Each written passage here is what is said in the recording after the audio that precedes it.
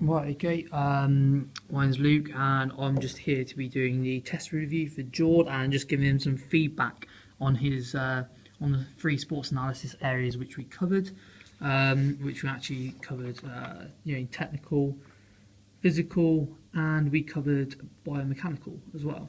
So we're going to start with the physical. I've got the normative data here, and as you know, with that, as what you can see is I've just planned out his strengths, areas for improvement, and I'm just basically going to feed that back to Jordan now.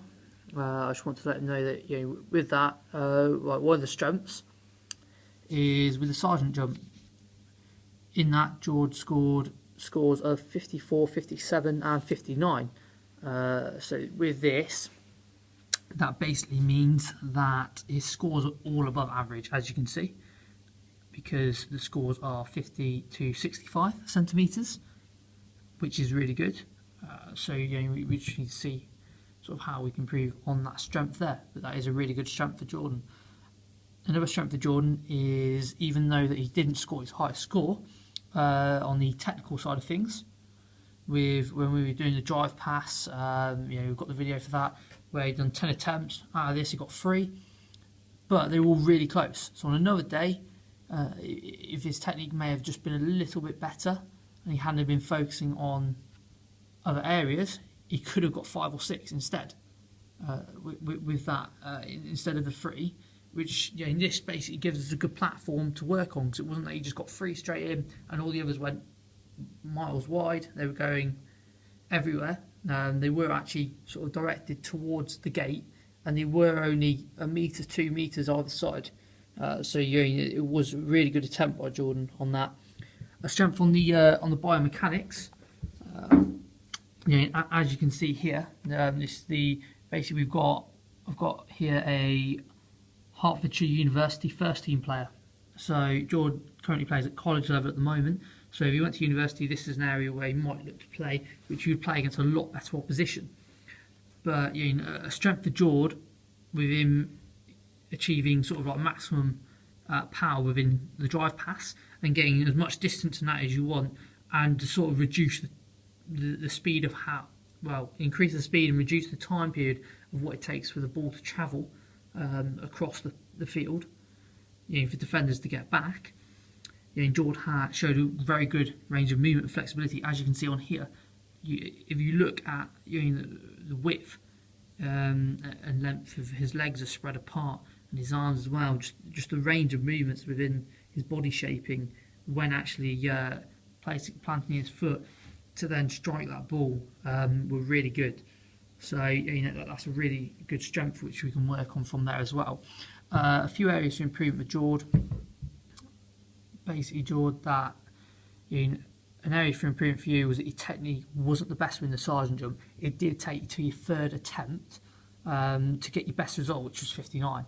So after this, you may have actually already used up most of your creatine phosphate system. This is a system which you basically call on for short bursts of power, which means that your muscles by the 3rd attempt might not have got the best result. So if we could basically get your technique to be great from the start, then that would then lead to that would then lead to a better result at the start, and we might even be able to push on, maybe get a better 2nd and 3rd one. So you never know, but that was definitely an area to be improved on. Another area for improvement, moving on to the technical side of things now, would be that you were rushing quite a lot in the first few. So we basically did stop the video where we were doing the attempts, and then I gave you a few coaching points. But then when you actually thought about your technique, instead of thinking about the target so much, you did actually get 3 out of the remaining 5 or 6 on the last one. Because I can't remember if we just stopped on the 4th or 5th attempt, but you did get 3 out of the remaining few, which was a good success rate on there. So maybe if you'd done that at the start, we may have got 5 or 6. So that was definitely an area we need to improve on. Another area for improvement for you, Jordan, is basically your standing leg, as you can see here, right, with the Hertfordshire University player. His leg, it's got a bend in it, but it's only got a 135 degree angle. He's literally only opening up that joint as much, not too much with the flexion. As you can see with George, between that to the front there, he's got 163. He's actually opening up the angle a lot more than what he should be. With that, as you can see, his legs are a little bit. So if his leg was a bit higher, it basically means that his knee and his hip are going to be a bit more forward, and with the range of flexibility he has, that his upper limb and his lower limb are going to be able to travel further, thus generating more power. Instead of, as you can see where he's placed there, by the time his leg connects with that, it's going to travel maybe. What it means is when his upper limb basically reaches the same level as where his knee is, you can see his lower limb has then got to travel towards the ball. It's not that where his upper limb's directly over the ball when striking it or level with it. It's actually quite a distance behind the ball. It's standing knee, which is not good. As you can see with this player, is actually nearly directly level with it. So it's a lot closer. So it means that when he stops his upper limb and then using the transfer of power, which it clearly shows on this video link we've got here on YouTube, which I found where they tested Ronaldo, one of the world's best players.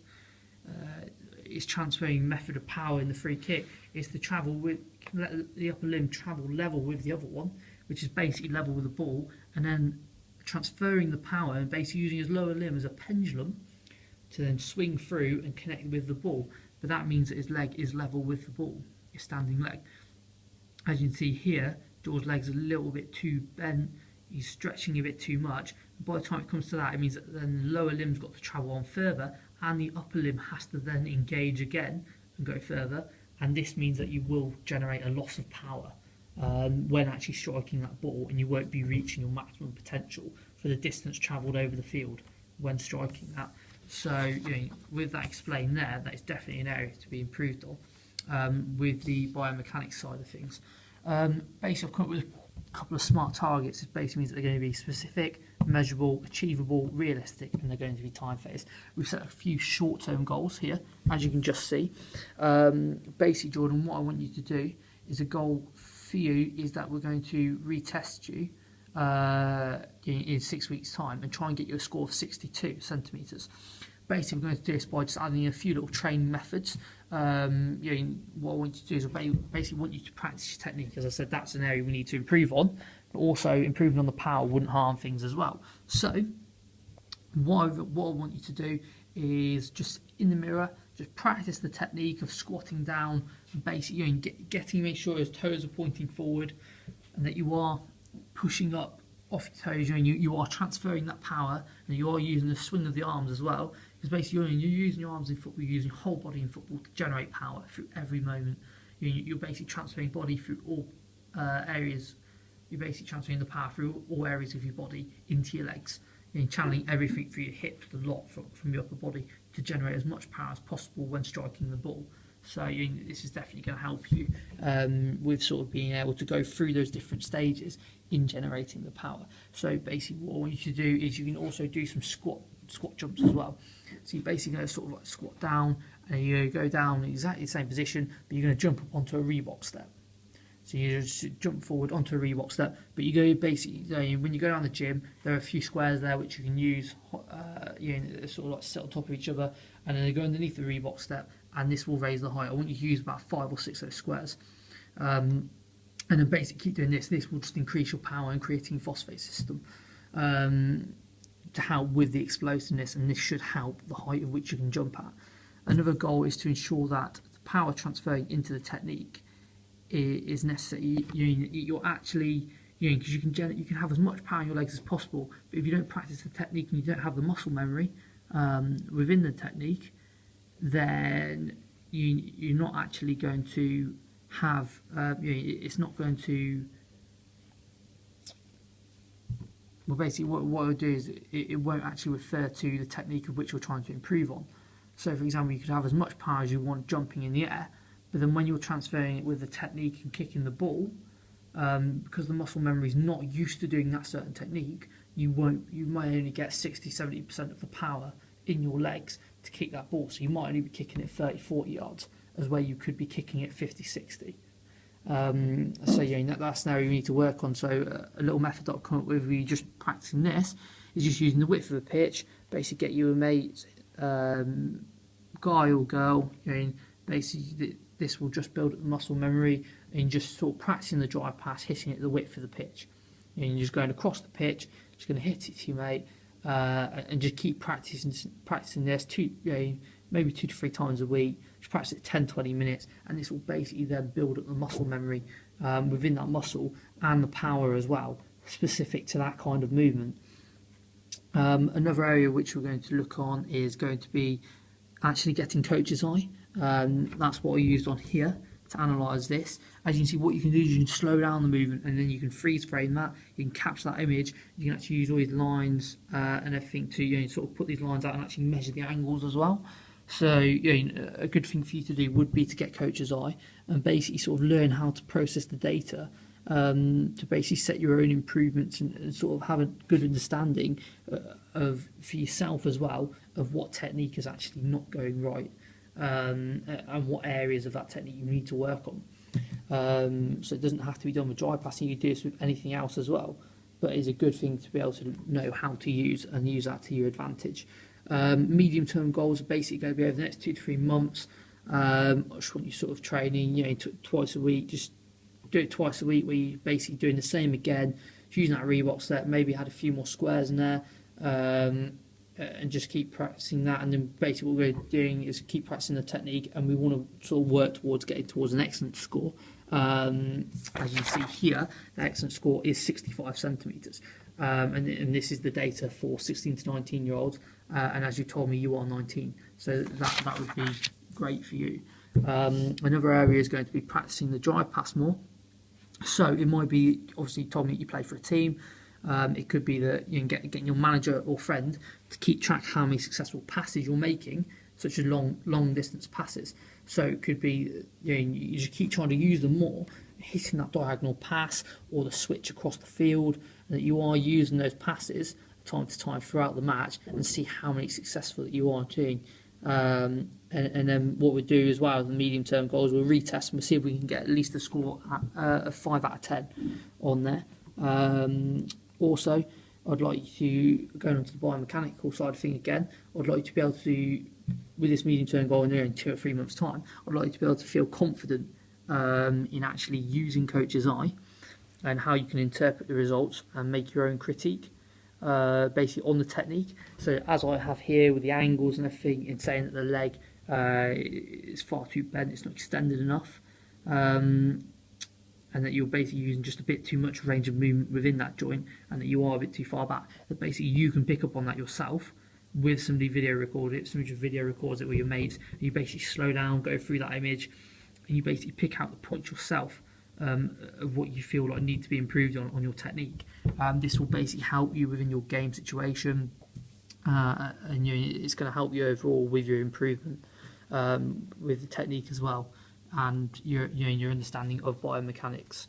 So basically long-term goals are set out for yourself. So this could be in 6 months' time, is hopefully at that point we should be getting a consistent score of over 65, either 65 or above on each sergeant jump test. So it basically means that you sort of mastered the technique, that you're not slacking on that, and that you are going to go straight into it, and that you're going to get a high score straight away, and maybe then push on and improve on that, or just consistently get in the same score. This basically shows that you're utilising, and that you've basically understood the technique, and you've learnt the technique to be able to do that within that movement consistently, on a consistent basis.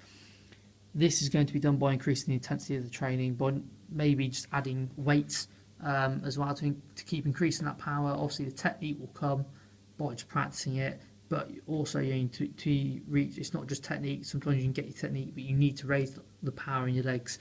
So by adding weights such as dumbbells, just holding 2 down by your side, squatting down, using that to jump up as well, or you can get weighted vest, anything like that. And maybe just doing a few hill sprints and that as well, just to basically get that power in the legs, and just keep training on that, and keep improving this, and just sort of doing this on a two to three times a week basis. More three times a week, as you will get a bigger benefit out of that, but making sure that you're also spacing those training sessions, so that you're not tiring out the muscles too much and not allowing them enough time to recover.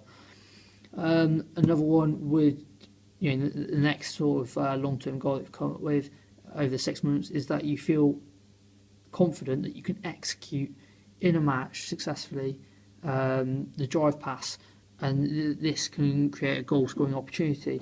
So, for example, sort of like being able to play a 40, 50 yard pass diagonal up the pitch to somebody on a counter break, or you're just there in open play, and basically either you've set somebody through on goal, or you've set somebody through onto the wing, onto the edge of the box, that you can cross the ball in and potentially set up another goal scoring opportunity for another player. So I'd like a long-term goal for you to actually feel comfortable in doing that. Also, another one that we've come up with is just to be able to keep track of your progress with the technique and the breaking down of the angles, and the technique on the power transfer, sort of like where your centre of gravity is, and the power transferring of those different movements within the technique on here, as you can see, just sort of like how that relates to the end result, and how by using biomechanics to your advantage will basically help you to get 100% maximum result out of that technique. But yeah, that's basically all the feedback I have for yourself.